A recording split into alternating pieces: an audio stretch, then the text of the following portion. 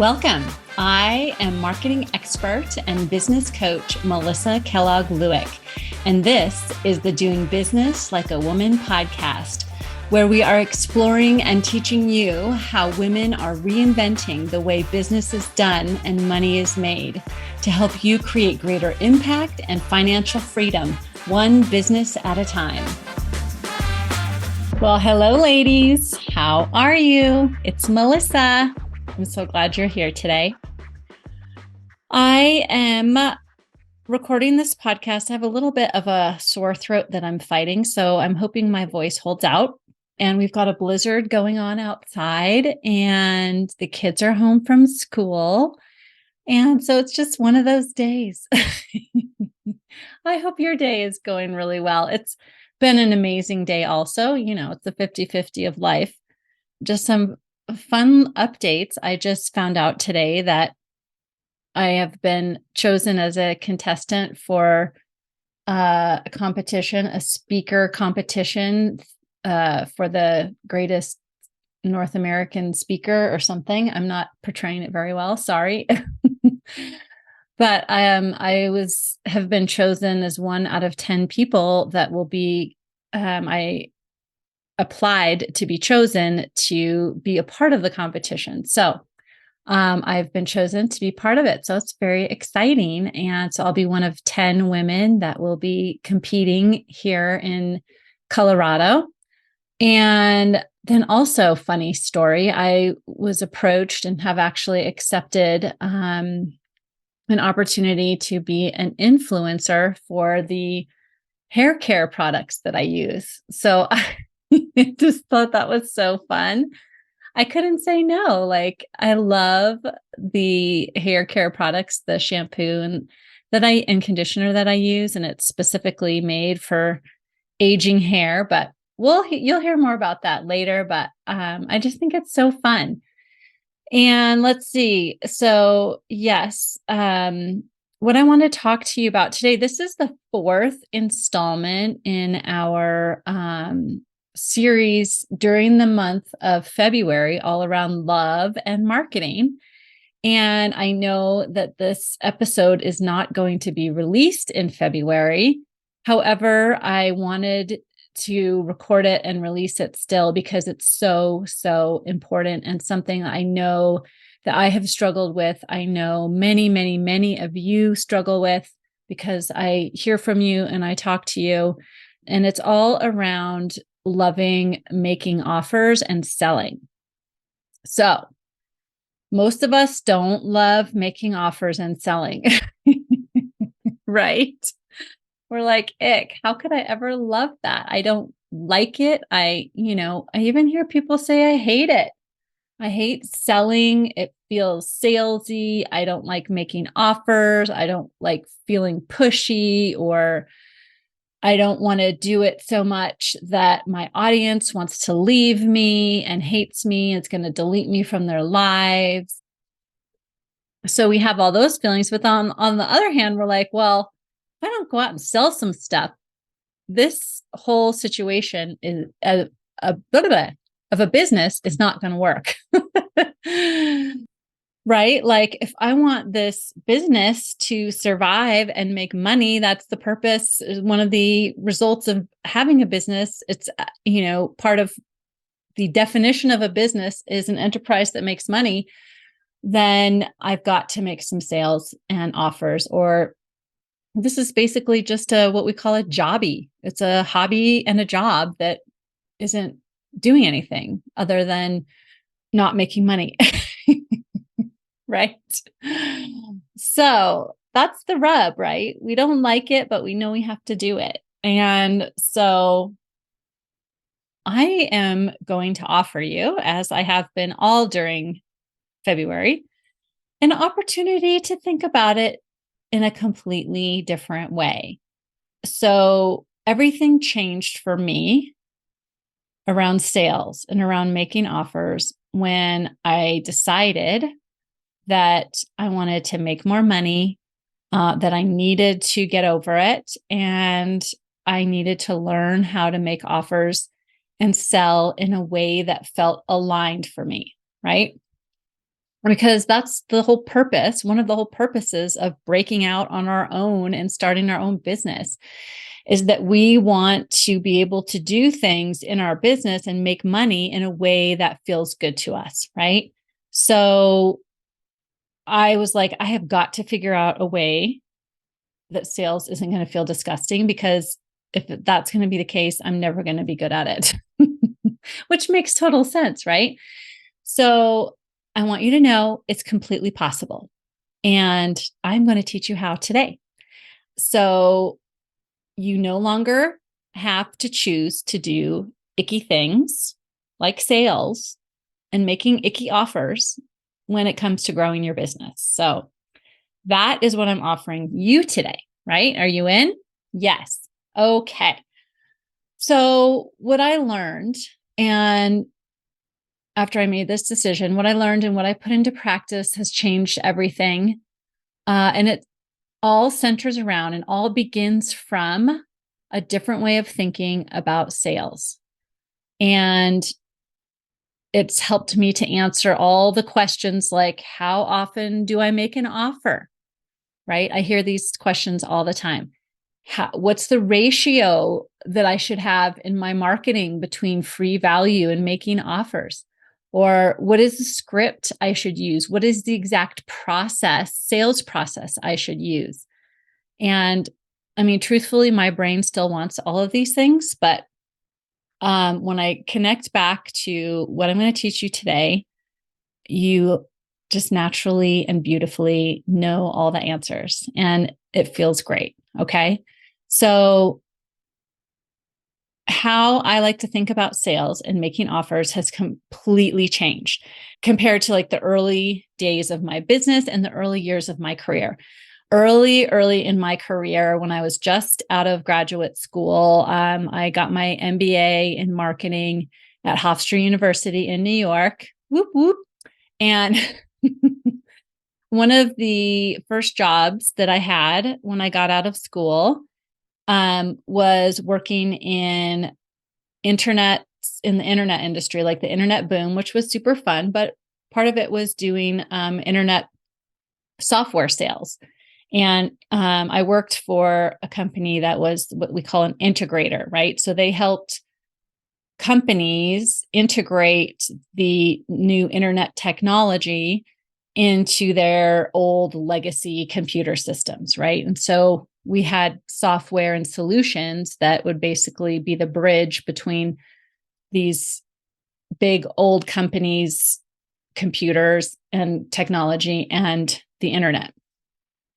That's kind of the best way I can describe it. Hopefully it makes sense. But anyway, I would have to do cold calls. And I remember this like so distinctly.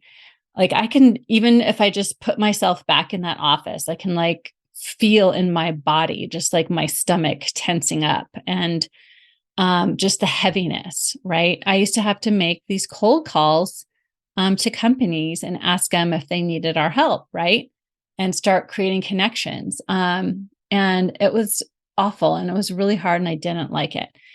And so comparing that to where I am now is completely different. And it's all come as a result of changing how I think about sales and what sales and making offers means to me in my business now.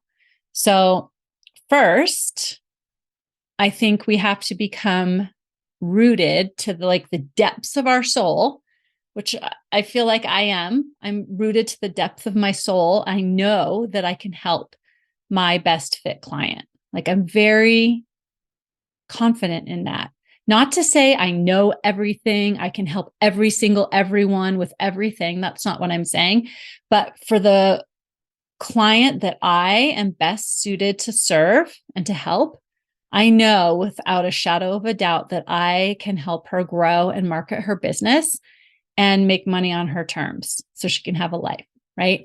I know it. I know it because I've been, helping businesses for the last 18 years do this. I know it because I've done it for myself in my business. I know that I have all of the tools, skills, knowledge, experience to help my best fit client. And yes, obviously, my clients have to actually do work also. I can't create a result against their will for them, right? But if they're in and I'm in, I know that I can bring everything to the table that they need to help them, right? To help them be successful. And so that's like the first step, like becoming rooted in that knowledge, that confidence for yourself that you can help somebody. It doesn't have to be everybody, and it doesn't have to be helping people against their will, but those that are best suited, best fit for you, your best fit client, you know you can help them at least with something, right? That's why you went into business. So just like if you sit in that and root yourself in that, it just gives you this feeling like, yes, I can. And then from there, when I like to think about making an offer or selling to a client is actually part of the value that I offer her, right? So I think about it like this, like if I have what she needs or wants to solve her problem, if I have what it takes to get her what she most wants, it's actually a disservice for me to not make an offer to her, right? To not say, I can help you. So I like to think about it like this. So, say, for example, I go to the doctor and I'm airing some of my dirty laundry here because truthfully, I need to make an appointment with my doctor. I'm 51 years old and I'm having lots of hormonal changes, not a big surprise to anybody. And I'm not sleeping well. I'm a little fluffy around the middle and I need to see my doctor about it, right? So, say I go to my doctor and I tell her about my symptoms, like I'm not sleeping well, I'm feeling like nothing that I used to work for me works for me in getting fit and taking care of my body. And so I tell her all about my symptoms and she asks me questions like, so tell me about this or what about that? And she goes through that whole process of discovering and what's going on with me and my body. And then she says, okay, I can, this is what I'll do for you. I will, you know, prescribe this for you. I will help you do this and we'll take these tests and then we'll have these answers and we'll know exactly how we're going to move forward or whatever. So she puts together a whole plan of how she can help me. And then she says, it was so nice to get to talk to you. I'm so glad you came by today. And then leaves the room and never says, when would you like to get started? Or do you want to move forward? Or making that offer like, I can help you with this. Do you want to work with me? Right? Like a doctor would never do that. That would just be such a disservice. It like goes against the Hippocratic oath, right? So, how can you think about the what you offer in the same way, right? That if you're rooted in the fact that you can help someone with something, you can help them get what they want and solve their problem, then it's actually a disservice if you have the opportunity and you don't, right? So that's how I think about making an offer and having sales conversations. It's part of the way that I serve my best fit clients, the way I serve my audience, the way I serve people that I meet out and about, right? And the way I serve you too, right? My podcast audience. And so next, then we have to begin to see making an offer or having a sales conversation as a service to our client and that we are collaborating with them to get what they most want or to solve their problem. And I feel like this is so different than like all the sales training that I did back in the early days of my career. Like I was telling you about when I was selling software and services, internet services. And what I learned then was more of the masculine view of sales. And so I feel like for us as women, that can feel that type of selling can feel very combative. And that's not how many of us want to run our businesses, right? So just even in the terminology, like getting the close or winning the sale or closing the deal or overcoming the objections, it's all very combative. So what I suggest is that we think about it like we are on the same team with the client. We're on the same side of the table. We're sitting next to her, not across the table from her. And I'm going to offer up to her what I know I can help her with. And I'm going to advocate for her highest self and help her to make the best decision, whether or not she hires me or not. Like, I seriously care most about my clients and their businesses and the decisions that they're making more than I care about, closing the deal and winning the sale and like duping someone into working with me.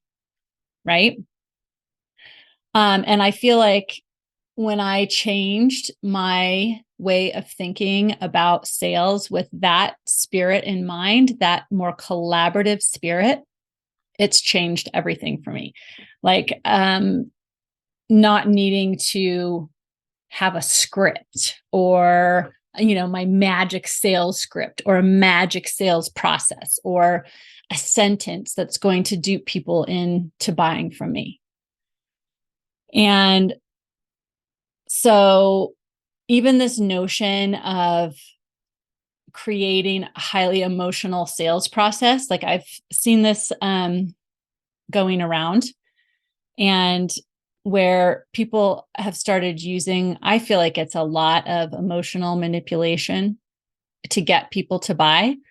And it feels icky to me. And I've seen this from women. I think this is maybe the kind of the female version of the, closing the deal type thing. And so I've seen women do this. I've been a victim of it myself, and it doesn't feel good to me. And as a client, it doesn't feel good. Even and as a business owner, as someone going out and selling my services in the world, I don't want to do it like that because I don't like the way it feels. So, we all can be our own judge, but I think really going back to how does this process that I'm creating, this relationship that I'm creating with this other human, how does it feel in my body, right? Really letting that be your guide a lot of times. And, you can share your why and help clients to connect with their why and talk about the results that you're offering and what achieving those results would feel like. But I think there's a line that some folks I've seen will cross, and it goes a little too far for me. But that's just my soapbox. Okay, I'm coming down off of it.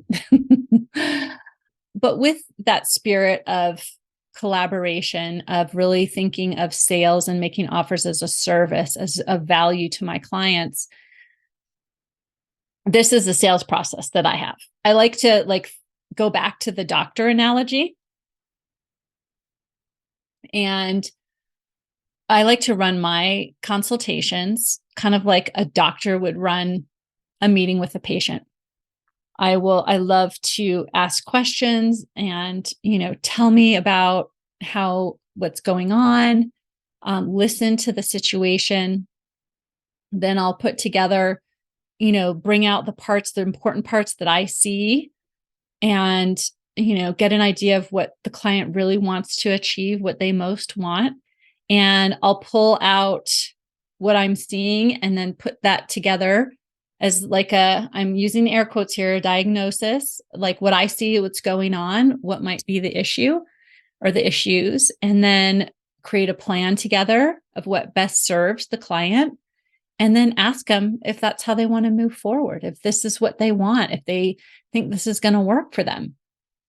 And then inevitably, I will ask them what they think, how they're feeling about this as an option. And then we explore those questions, those open loops, and really in a very collaborative way so that they feel comfortable that they can bring up what they're thinking. Maybe they're thinking, I'm not sure if this solution you're offering is going to work for me. And that's fine. Like, let's just talk about, bring it all out on the table, because at the end of the day, I want my sales conversations and a client saying yes to me to be the best decision for them, the right decision for them at that point, and for them to feel really great about it.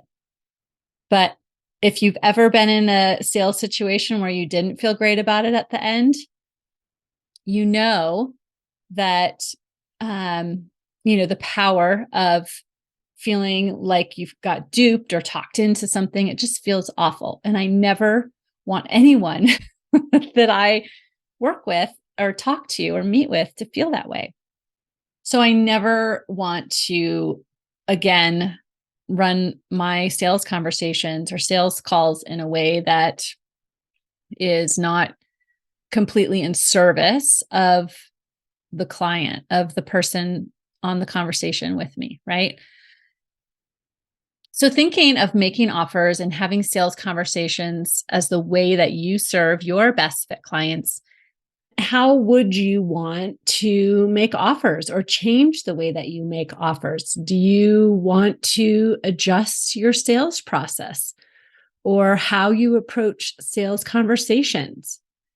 The result of shifting your thinking and answering these questions for me has been that, and doing this work has been that I'm no longer terrified to get on a consultation call or have a sales conversation or talk about or make an offer or talk about the work I do.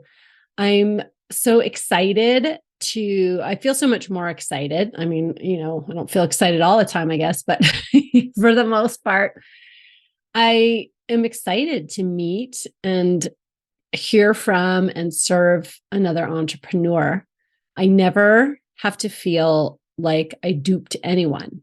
Like, I love being in this place of service because I'm not trying to talk them into anything. I'm not trying to dupe them or close the sale, right?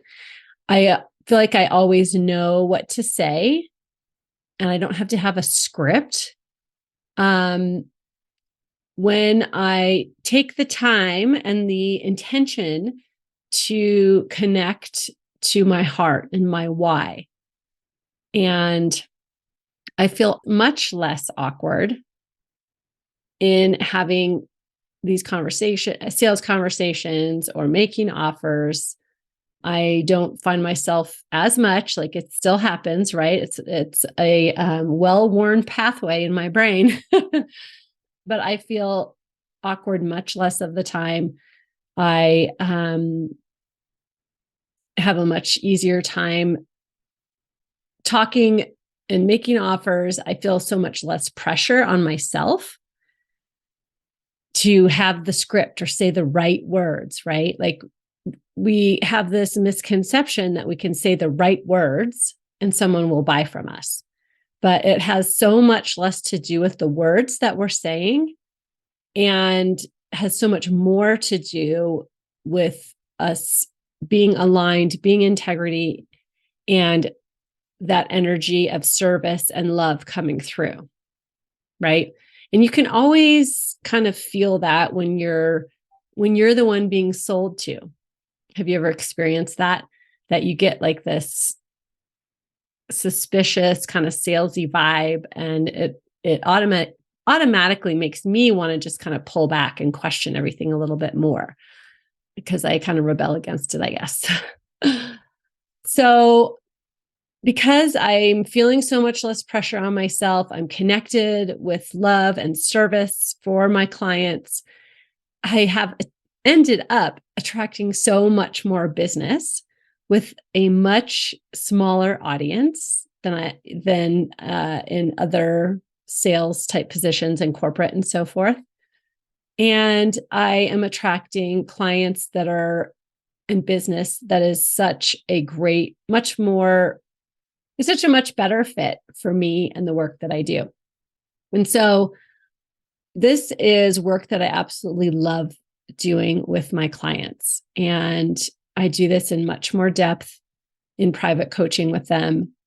And I've seen it transform their success and their closing rates. And of course, that brings in more revenue over and over, right? So if this is work that you would like to explore with me and just talk about and see what we could do for you and your business, feel free to reach out to me.